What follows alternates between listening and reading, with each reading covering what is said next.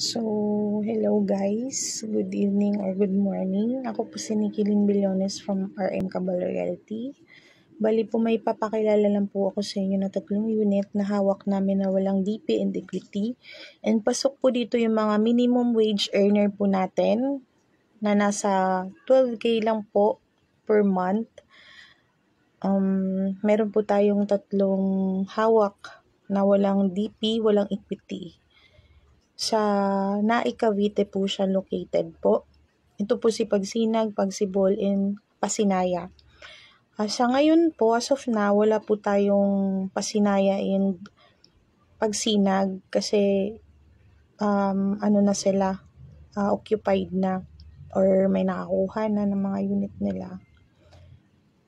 Pero may mga marireopen din tayo na unit soon. Yun po yung inaabangan po ng mga kliyente nating willing mag-wait. Sa ganun naman po, na gusto niyo mag-abang ng unit, i-floating po namin kayo. Pero kailangan po natin ng kumpletong requirements. Then, kasama na po dito yung 10K. Para saan po yung 10K natin? Si 10K po for processing fee, Meralco, and water installation. Yun po yung gawa ni 10K. Dun sa requirement.